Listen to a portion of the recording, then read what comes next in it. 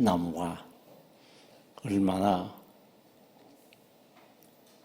아름다운 열매를 맺고 잎이 번성한가 하는 것은 바로 그 뿌리에 달려 있는 것입니다.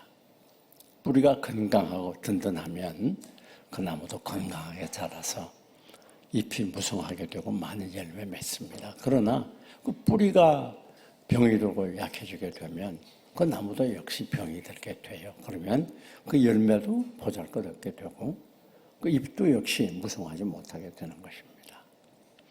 우리 부부생활이라고 하는 것은 우리 삶의 뿌리와 같습니다. 이 부부생활이 잘못되면 그의 삶 전체가 인생이 망가지기 쉬워요. 부부생활이 행복해야 가정이 행복하고 교회가 행복하고 사회가 행복하고 국가가 흥왕하는 것입니다. 그러니까 이 부부생활이라는 건 우리의 인생의 행복과 불행을 결정지어주는 것입니다. 아무리 사회적으로 성공하고 인정을 받아도 부부생활에 행복하지 못하면 그는 행복한 삶을 살 수가 없어요. 그래서 우리말에도 가화만사성이라는 말이 있는 것입니다. 여러분, 왜 오늘 이와 같이 많은 가정들이 세워졌지만 이렇게 불행하고 어려움을 겪는 가정이 많은가 하는 것이 중대한 일입니다. 우리나라 통계를 보게 되면 보통 결혼한 수의 절반 정도가 이혼한다고 합니다. 또 이혼하지 않고 살아가는 가정도 정말 만족하고 행복한 그런 부부생활을 한 분들이 그렇게 흔한 것 같지가 않아요. 다 그저 마지 못해서 그럭저럭 또 이혼하고 싶은 마음이 굴뚝 같아도 남 보기도 그렇고 자식 보기도 창피하고 또 뭐 이혼한다고 그렇다고 별 뾰족한 수도 없고 그래서 그럭저럭 살아가는 가정들이 상당수에 이른다고 해도 과언이 아닙니다. 그래서 집이 행복한 사랑의 전당이 아니고 그 집이 그저 하숙집 같은 하나의 그저 동거생활하는 서로가 필요를 위해서 만나서 생을 이어가는 그런 의미 없는 결혼 생활하는 가정들이 상당히 많이 있습니다. 또 가정마다 심한 갈등으로 인해서 서로 이별의 위기에 처하는 그런 가정들도 어렵지 않게 찾아볼 수 있는 이 결혼 위기를 우리가 당하고 있는 결혼의 위기 시대에 살고 있는 현실입니다. 자, 그러면 왜 이렇게 결혼 생활이 힘든가? 참 그 어느 때보다도 힘듭니다. 어떤 면에서 보면 우리가 인생에서 살면서 가장 어려운 일이 있다면 그게 바로 서로 남녀가 같이 사는 거예요. 그것처럼 어려운 일이 있습니까? 정말 어려운 일입니다. 그 왜 그렇게 되었는가? 가장 행복하고 가장 즐거워야 될 일이 가장 곤욕스럽고 어려운 일로 바뀌어진 이유가 무엇인가? 그 첫째는 바로 핵가족 제도 때문이라고 할 수가 있습니다. 과거 우리 한국은 대가족 제도였어요. 그래서 한 집에서 물론 부모님 모시는 건 말할 거 없고 또 거기에 사촌들, 육촌들, 팔촌들 이렇게 한 대가족을 이루고 집단적으로 생활했습니다. 그러니까 지금도 시골에 가면 무슨 이시촌, 김시촌 그런 집단 초원들이 있지 않습니까? 그때는 이혼율이 적었어요. 왜 그런가 하면 눈치를 보잖아요. 뭔가 자기를 억제할 수 있는 그런 문화적인 환경이 되어 있다고 말이에요.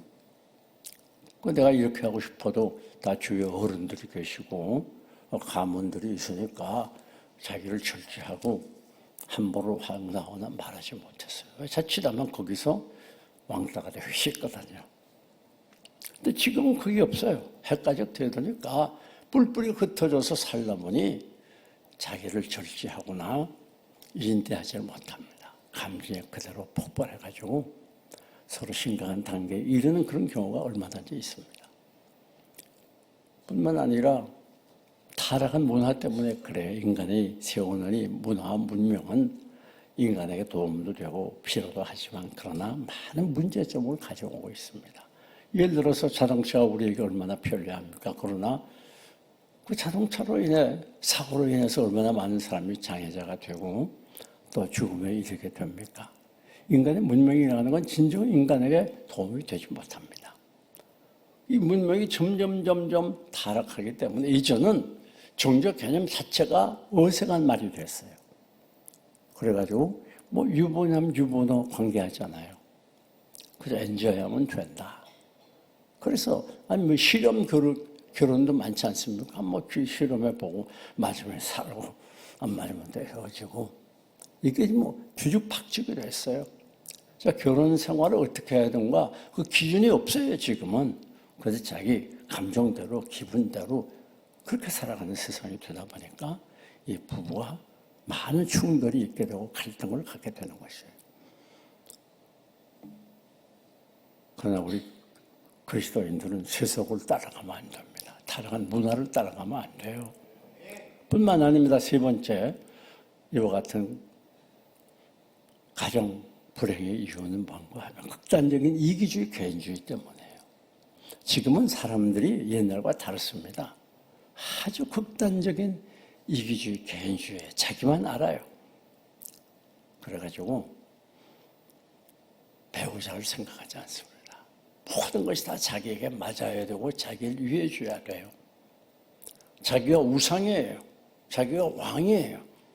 좀 더 나아가서 지금은 극도로 인권을 주장하다 보니까 자기가 신이 되어 있어요. 하나님이 되어 있어요. 그래서 누구 말 듣지 않습니다. 아무리 좋고 귀한 것이라도 소중한 것이라도 내 이권의 배제가 되고 마음에 맞지 않으면 안 돼요. 그러니까 부부 생활이 행복할 수가 없어요. 전부 자기 이권만 찾으니까 그 이유는 바로 가정에서 시작이 되면 어릴 때부터 그저 좋은 대학, 좋은 직장 그걸 목표로 해가지고 아이들의 인격 교육, 우리 그리스도인들에게서 신앙 교육을 시키지 않고 교회 속에서 그냥 공부만 잘해라, 공부만 잘해라. 내가 아무리 도덕적으로 바로 서지 못해도 그냥 공부하면서 아이들을 악성을 그냥 죄성을 그냥 키워줬단 말이에요. 그냥 극단적인 이기주의자가 됐어요. 자라서 부모도 모르고 형제 이웃도 몰라 이런 사람들이 만나서 왕자와 공주와 결혼을 하니까 행복해지기가 어려운 겁니다. 마지막 이렇게 오늘의 부부가 불행해지는 이유는 사단의 공격입니다. 마지막 때가 되니까 사단이 이 부부를 얼마나 강하게 공격하는지 몰라요. 왜? 부부만 깨지게 되면 그러면 사단이 마음대로 조종할 수 있잖아요. 여러분 부부 생활이 행복하지 못한데 그 인생이 어떻게 행복하겠어요? 그거 어디 가서 무슨 일인데 뭐가 그렇게 잘 되겠어요? 이 부부 생활이라는 건 우리 삶 전반적인 면에서 가장 기초가 되는 여기서부터 풀려야 다 풀리는 거예요. 여기서부터 잘 돼야 다 잘 되는 것이에요. 여기서부터 평화로워야 무슨 일 하든지 평화로워지는 거예요. 여기서부터 기본이 깨지게 되니까 다 깨지게 되는 거예요. 결국 불행을 갖게 되는 것입니다. 그 사단이 가만두질 않아요. 이 부부 하나를 깨트리려고 얼마나 공격이 오는지 몰라요. 왜냐하면 마지막 때가 되니까. 여러분, 자 그렇다면 오늘 이런状況 속에서 우리가 어떻게 행복한 부부가 될 수 있는가? 이게 중대한 문제 아닙니까? 그 첫째는 하나님께서 짝지어주신 것을 인정하고 믿어야 되는 겁니다. 자, 여러분이 결혼 생활을 하면서 이렇게 보면 어때요? 꼭 마음에 맞아요? 자, 결혼해 보니까 어쩌면 이렇게 결혼을 잘했지? 나에게 꼭 맞네? 그런 사람이 있으면 그건 이상한 사람이에요. 자기가 만나보고 또 만나보고 테스트해보고 연애해보고 그리고 결혼했는데 참 신기한 일이 일어납니다. 결혼하고 좀 살아보니까 정반대를 만났어요. 정말 잘못 결혼했어요. 일생의 제일 큰 실수가 배우자 만난 거예요. 왜요? 정반대예요. 여러분, 그렇기 때문에 하나님이 짝지어준 거예요. 우리는요, 내가 원해서 만나는 걸 생각하면 천만입니다. 착각입니다. 내가 만나서 선택한 것 같아도 그건 하나님이 짝지어 준 거예요. 그렇기 때문에 귀한 거예요. 우주 만물을 창조하신 하나님이 내게 꼭 맞는 배우자를 내게 주신 거예요. 이거 믿는 것이 굉장히 중요해요. 아니, 어떤 사람은 한국에 맞는 짝이 없어서 저 외국 먼 데서 짝을 또 만들어줘. 하나님이 참 대단한 분이시요.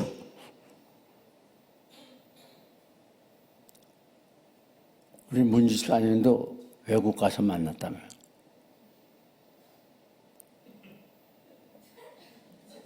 사람은요, 꼭 기억해야 돼요. 하나님이 짝 지어줬다니까. 이게 대단한 거예요.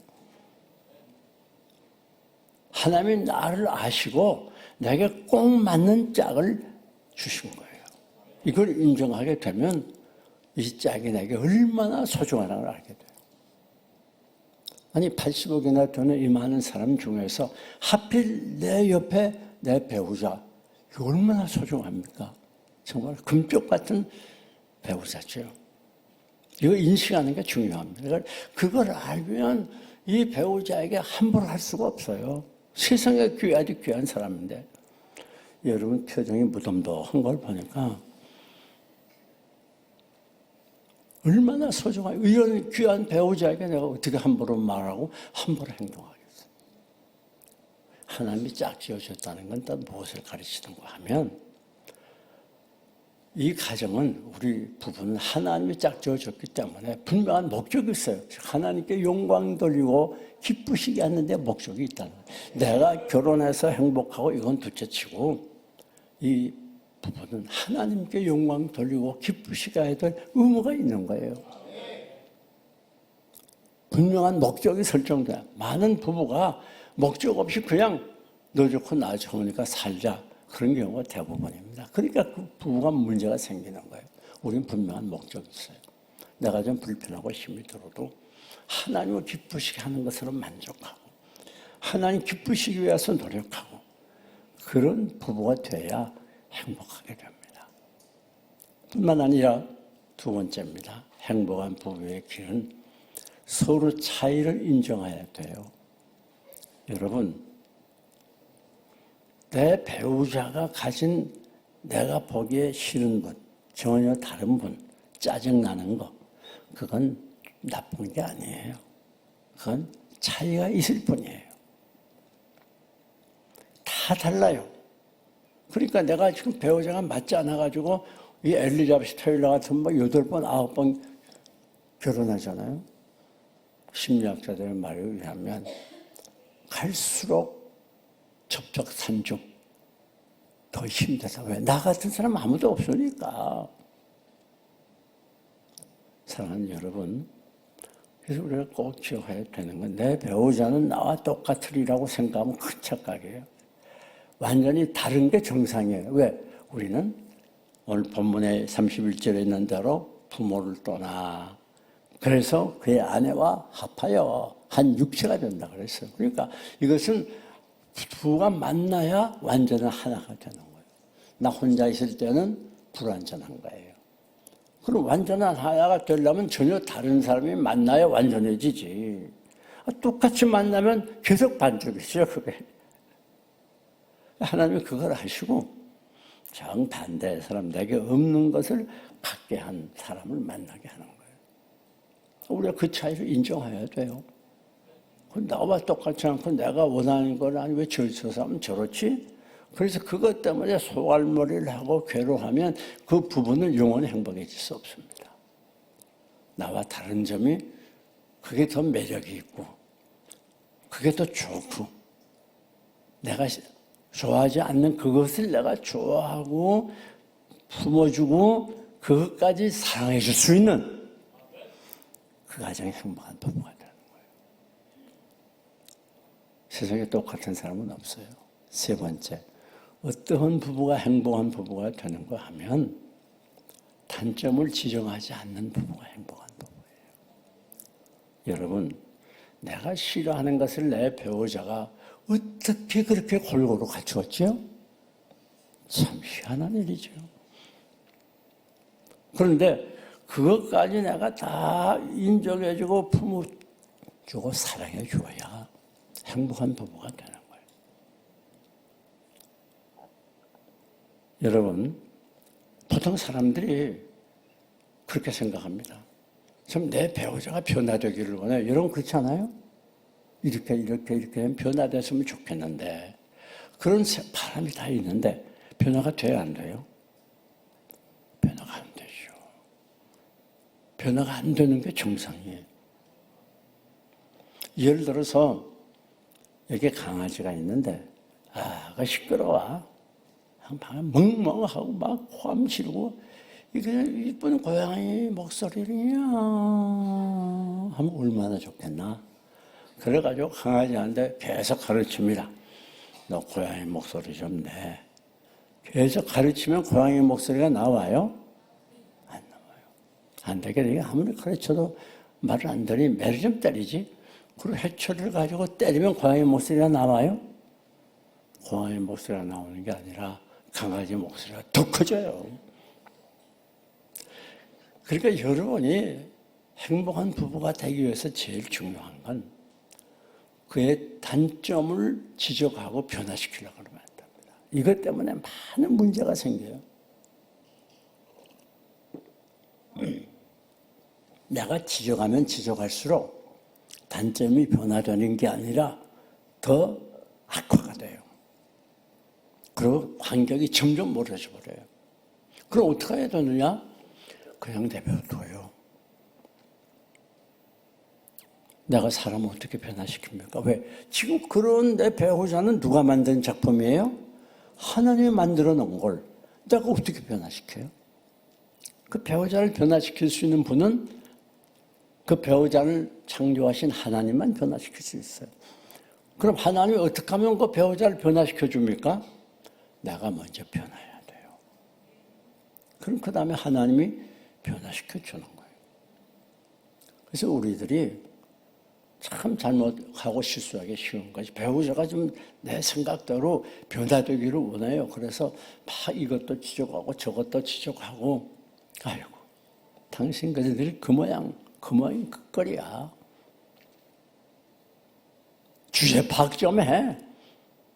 당신이 나 잘하라니까. 이렇게 하니까. 그래서 좀 기분 나쁘면 전화 받지 않고 막 차단해 놓고. 여러분 유명한 아트만이라는 분이 뭘 했는가 하면 미국에서 3,000쌍을 30년 동안 조사한 결과 그렇게 하는 분은 15년 내에 92%가 이혼한다는 통계를 낸 적이 있어요. 여러분 오늘 우리가 꼭 조심해야 되는 건 상대방의 문제점, 단점을 지적하면 안 됩니다. 그럼 보나마나 모르요. 자기 단점 자꾸 얘기하는데 그 사람 누가 좋아합니까?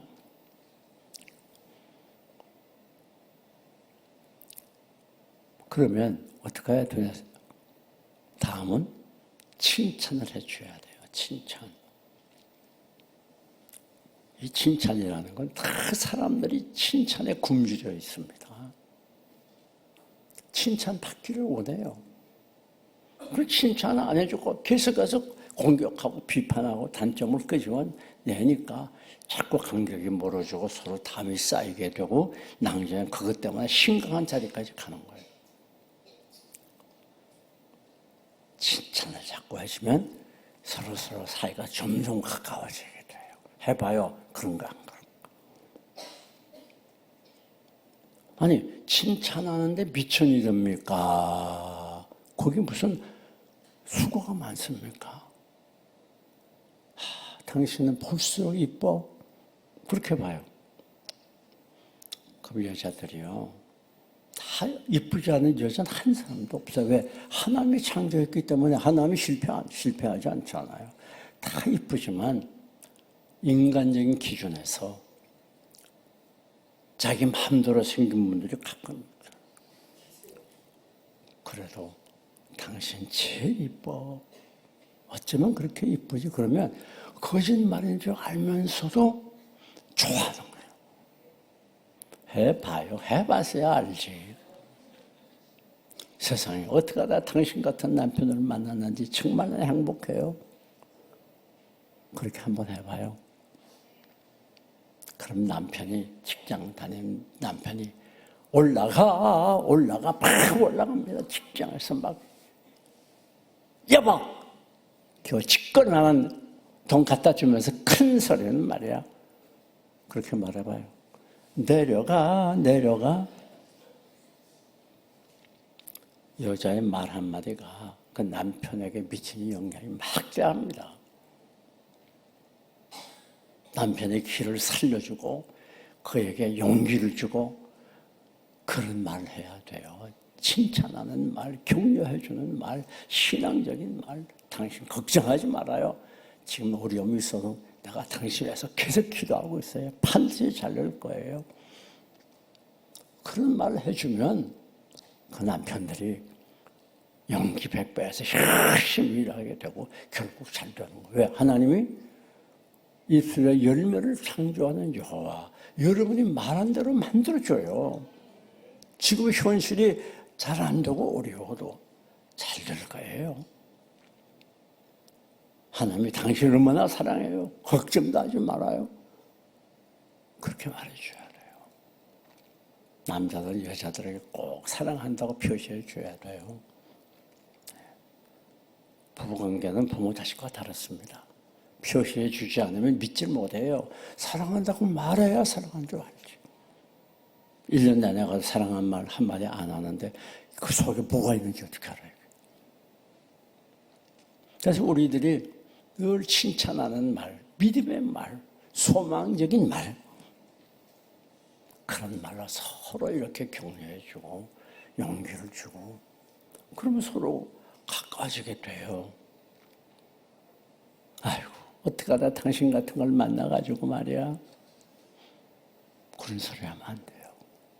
그건 스스로 불행을 만들어가는. 이 말이 얼마나 중요한지 몰라요. 왜? 말에는 씨가 말은 씨라고. 씨란 말이 무슨 말이에요? 생명이 있단 말이에요.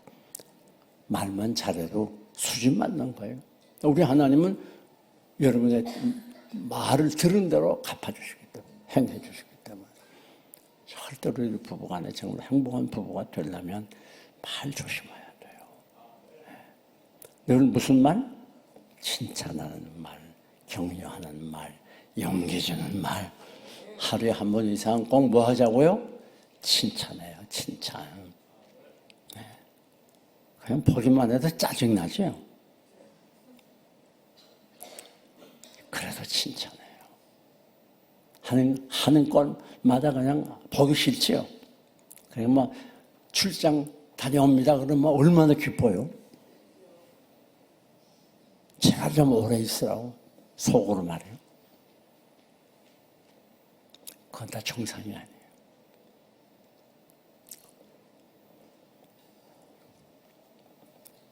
뿐만 아닙니다. 우리가 정말 행복한 삶을 살려면 성경으로 돌아가야 돼요. 하나님 말씀으로 돌아가야 돼요.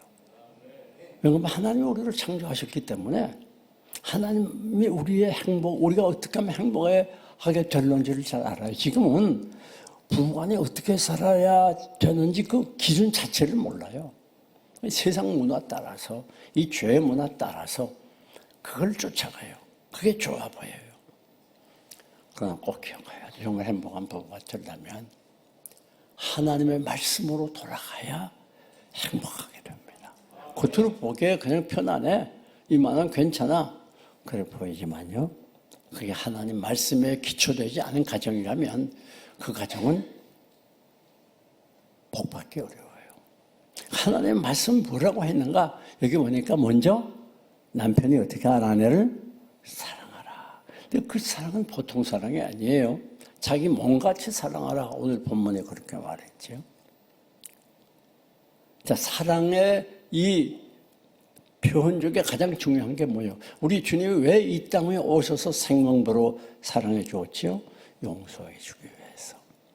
아내가 허물도 많고 부족하지만 계속해서 또 용서하고 또 용서하고 또 용서하고 또 품어주고.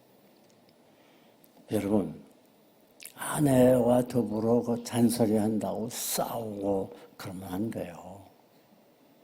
넓은 마음을 가지고. 여자들은 잔소리하는 게 기본이에요. 왜? 잔소리 안 하면 병나요. 그러니까 잔소리하는 걸로 그런 줄 알아요. 저 사람의 성격이 그렇구나. 그런 줄로 알고 인정해야지 어떻게 할까요? 고치지 못하는 건데. 그러니까 고치지 못할 것은 그냥 받아들이고 수용해요. 그거 가지고 싸우고 비판하면 안 된단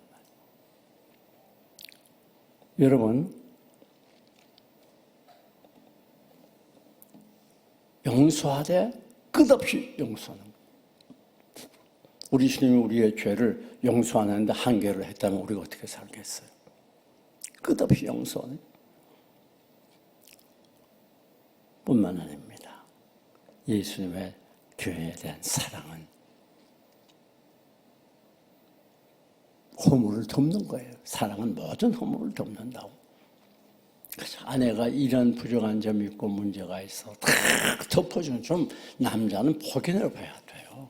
그 여자는 뭐 이런 것 가지고 같이 막 싸우고 그러면 안 돼요. 여자들은 원래 태어날 때부터 말을 잘해요. 그러니까 남자들과 더불어 문제가 생기면 여자들은 뭘로 쏴요? 따발총으로 내려가요. 정신없이 막. 남자들은 권총 가지고 뻥 하니까 싸움이 돼요, 안 돼요? 싸움이. 그러니까 싸우려고, 그건 손해보는 거니까 아예 싸우려고 생각하지 말고 여자들이 막 싸움을 걸고 잔소리를 하면 그냥 씩 웃고 말아요. 왜? 어차피 질 건 뻔하니까. 그 싸워봤자 내가 질 건데 뭐 두고 싸워요? 그저 다 들어주면서 그래, 당신 말이 맞아. 그러면서 둥 두들겨 주어요. 그러니까 그 위기를 잘 넘겨야 돼요. 그 위기를. 같이 맞싸우면 그것은 마귀가 역사해요. 더 싸우도록 하고 더 감정을 자극하고 그렇게 돼요. 그래가지고 서로 아픔과 상처와 갈등 속에 살아가게 합니다. 우리가 노력을 해야 돼요. 노력하지 않고 어떻게 행복한 부부가 됩니까? 여러분, 이 세상에 남녀가 서로 같이 사는 것보다 힘든 일이 또 있어요?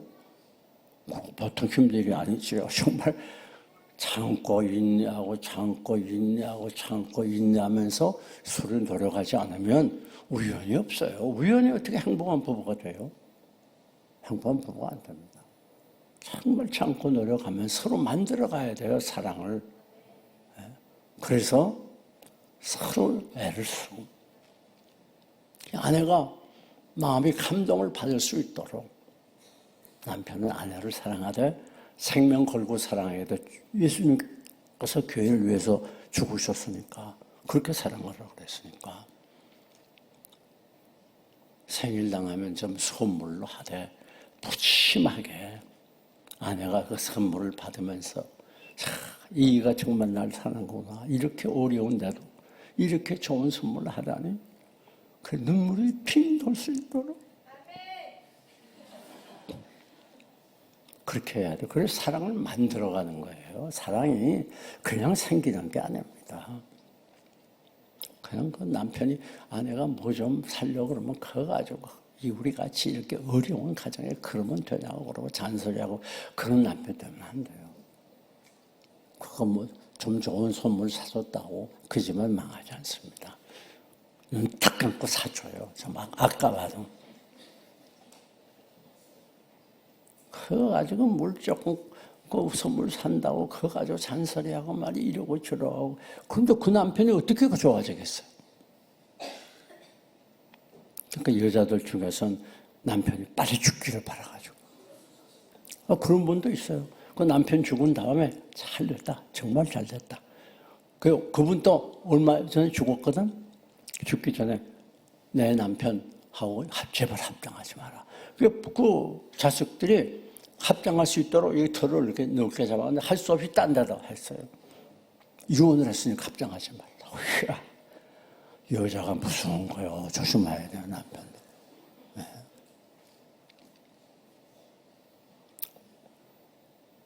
그러니까 아내를 사랑하되 참 아내를 위한 일이라면 희생을 마다하면 안 돼요.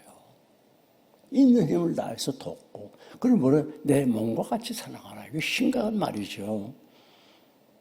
내 몸. 그러니까 나라면 어떻게 했을까 생각하고 아내를 위해주고 받들어주고, 아내가 생각할 때 정말 나를 얘가 사랑하는구나, 그걸 늘 느낄 수 있도록 행동을 그렇게 해야 된단 말이에요. 그러기 위해서는 늘 친절하게 대해야 돼요. 조금만 기분 나쁘면 콱이나 지르고 말이에요. 뭐 욕이나 하고 쌍욕이나 하고, 그러면서 행복한 부부가 되기를 어떻게 바랍니까? 아유, 저 집은 저렇게 행복해서 우리는 왜 이렇게 밤낮 싸우니? 우리 그냥 결혼하기 전에 그렇게 좋고 행복하고 사랑했는데 우리 가정이 왜 이렇게 됐지? 제가 그렇게 만든 거죠, 제가. 조금 기분 나쁘면 짜증내고 화가 나고 잔소리하고, 제가 그렇게 만든 거지 누가 그렇게 만들었습니까? 그러니까 여러분, 정말 행복한 부부가 되려면 남편이 아내를 희생적으로 사랑하고 품어주고 마지못해 하는 게 아니라 즐거움과 기쁨을 해야 돼요. 두 번째, 아내가 남편에게 복종하라. 근데 어떻게 하라? 죽게 하듯 하라. 이야, 정말 기분 나쁘죠? 그 말씀 들으면. 아니 무슨 우리가 종이야 뭐야? 어떻게 남편에게 복종해? 그렇게 생각하면 안 됩니다. 여기서 복종하라는 건 노예적인 복종이 아니에요. 예를 들어서 여러분 자녀들이 어떤 것은 요구할 때 부모가 와서 좀 지나쳐 해주고 싶지 않지만 자녀들이 간절히 얘기하면 해주잖아요. 무서워서? 아니에요. 사랑해서. 그러니까 아내의 남편에 대한 복종은 사랑으로 인한 복종이에요. 마지못해 사는 게 아니에요. 그것은 바로 주님을 사랑하는 표시예요. 남편을 복종한다는 건. 왜 아내는 남편에게 복종하라고 성경에 말했는가? 사도 바울이 네 가지로 그 이유를 듭니다. 고린도전서 2장 13절을 보면 여자가 먼저 지음을 받지 않고 남자가 먼저 지음을 받았다. 창조 원리입니다. 두 번째, 범죄 원리입니다. 여자가 먼저 범죄했고 남자가 후라. 고린도전서 2장 14절. 디모데전서 2장 14절. 그 다음에 고린도전서 11장 8절에 또 이유가 세 번째 나와요. 남자가 여자에게서 태어나지 않고 여자가 남자에게서 태어난다. 그렇죠? 남자 갈비뼈로 만들었잖아요. 그 다음 고린도전서 11장 9절을 보면 남자가 여자를 위한 것이 아니라 여자가 남자를 위해 지음을 받았다. 그래서 남자는 여자의 머리라. 그렇게 말하거든요. 이런 말씀이 여기만 나오는 게 아니에요. 그러면 우리가 내 마음에 맞지 않든 맞든 하나님의 말씀이 명령했으면 그대로 순종해야 복을 받는 거예요. 그래서 전혀 아멘 안 하네요. 여러분, 하나님께서 우리에게 명령하셨기 때문에 이 명령대로, 이걸 그렇다고 해서 여자가 노예적인 그런 복종이 아니고 마지못해 하는 복종이 아니에요. 남편이 잘못 가고 문제가 있을 때 얘기해 줘야 돼요. 그러나 교만하게 남편을 무시하는 태도로 얘기하면 안 됩니다. 썩내면서 겸손한 태도로. 그리고 그 말의 결정은, 그 문제의 결정은 남편에게 돌려야 돼요. 왜? 남편은 가정의 머리 아닙니까? 머리라는 말은 이 머리에서 모든 것 다 지시하잖아요. 몸은 머리대로 움직이잖아요. 보통 그렇게 말해요. 부부간에 잘 의논해서. 그러나 의논을 하지만 결국 한 사람의 생각대로 되는 게 아니에요. 의논을 하지만 한 사람이 다른 사람의 의견에 동의해 줘야 되는 거 아니에요. 그렇잖아요. 똑같은 생각한다는 건 쉽지 않은 거예요. 그러니까 결정권은 남자에게 의견을 얘기하되 결정권은 누구에게 주라? 남편에게 줘야 돼. 그런데 이렇게 이 일을 제기할 분들이 우리 남편 말에 형편없어. 내가 돈도 더 많이 벌고 내가 사회주의 지위도 더 있고 언제라 하는 거면 내 남편 엉망이야. 내가 오늘 이렇게 해서 이 가정이 이만큼 됐지? 혹시 그런 분 있습니까? 생각을 바꿔야 돼요. 여러분, 아브라함이 믿음의 조상으로 우뚝 세워진 이유가 뭔지 알아요? 사라의 순종이었어. 아니, 아브라함이 하나님 오늘 아브라함에 나타나서 야, 번토과 친척과 아비 집을 떠나 내가 네가 지시한 땅으로 가. 아니, 사라가 생각할 때 여자는 현실성이 강하지 않아요. 말도 안 되는 소리 하네. 우리가 거기 가서 무엇을 해먹고 어떻게 살아야 돼? 어디로 가야 되는 거야? 전혀 얘기 안 했어요. 만약에 사라가 현실을 보고 아브라함에게 브레이크를 걸었으면 믿음의 조상 못 되는 거예요. 그게 동의해 줬기 때문에, 순종해 줬기 때문에 가능했어요. 아들 이삭을 바치라. 만약에 그 일을 사라가 전적으로 반대했으면 못 바치는 거예요. 우리가 꼭 기억해야 돼요. 남편을 정말 소중히 여기고 존경해주고 나의 머리로서 복종하는 그런 아내, 지혜로운 아내입니다. 그건 아무나 하는 게 아니에요. 그건 정말 지혜로운 아내가, 믿음 있는 아내가 하는 거예요. 여러분, 사실은 이게 보면 이 남편의 그런 희생적인 사랑도 아내의 복종도 쉬운 게 아닙니다. 다 죄성을 가지고 있어요. 자, 우리 주님께서 베드로전서 3장 5절을 보면 자기 어머니 마리아를 순종하여 받드시더라 그랬어요. 우리 주님은 하나님 아닙니까? 그런데 그 인간을 어떻게 순종해서 받더래요? 그럼 주님이 마리아보다 못해서 그런가요? 그게 아니에요. 복종이라는 건 지위가 낮아서 사는 게 아니에요. 내가 못나서 하는 것도 아니고 그것은 하나님께서 우리에게 명령하신 덕이에요. 그게 내가 가장 행복하게 되는 비결입니다. 이 사실 여러분이 꼭 기억하세요. 그래서 이게 두 가지가 다 힘들어요. 다 힘들지만 서로 분명한 목적을 가지고 노력하고 애를 쓸수록 행복한 부부로, 좋은 부부로, 좋은 가정으로 이루어지는 거예요. 이런 기준이 없이 그냥 지멋대로 제 기분과 감정에 따라서 이 타락한 세상 문화를 쫓아가면 그 가정은 영원히 불행해질 수밖에 없습니다. 우리가 잘 아는 타이타닉이라고 하는 호화 여객선 알죠? 1912년에 이 영국의 여객선으로 4만 6천 톤이라는 어마어마한 큰 배입니다. 이 배가 항해하다 그만 비행기사를 부딪혀서 1517명이 수장이 되지 않습니까? 많은 사람이 물속에 빠져 들어가는데 그중에 스트라우스 부인이라는 이 여인은 먼저 다 죽게 되니까 어린아이와 여자들만 구명보트에 태웠거든요. 그 여인에게 구명보트에 타라고 하니까 이 스트라우스 부인은 뭐라고 말하는가 하면 남편은 지금 물속에 막 빠져 들어갑니다. 나와 더불어 40년 동안 살았는데 나 혼자 살 수 없습니다. 그리고 남편과 함께 물속에 들어갔다는 그런 실화가 있잖아요. 이것이 부부입니다. 사랑하는 교회 여러분, 이렇게 세상이 악하기 때문에 가정마다 많은 갈등과 아픔을 가지고 고통하고 있는 현실임을 부정할 수 없어요. 그러나 우리 그리스도인들의 가정은 이 세속화의 물결에 휩싸이지 않고 말씀으로 돌아가서 계속해서 말씀대로 노력하고 수고하고 애써가지고 행복한 부부가 돼야 될 거예요. 아내의 생일에는 선물을 좀 큼직한 걸 하세요. 그게 반드시 효과가 있습니다. 해보세요. 제가 오늘까지 살아면서 보니까요. 제가 경험 다 있잖아요. 아내도 얻어봤고 애도 낳아봤고 애들 결혼도 시켜봤고 이젠 해볼 거 다 해봤는데 결국 살아보니까 내 아내밖에 없더라고요. 정말 소중히 여기세요.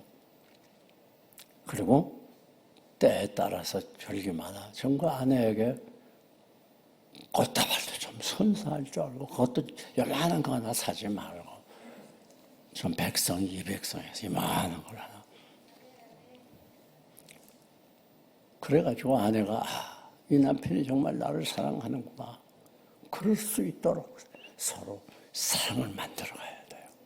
남편에 대한 복종이 힘이 들어도 자기를 쳐서 깨트려 부시면서 말씀대로 복종하려고 애쓰는 거기에 행복한 부부가 이루어지는 것입니다.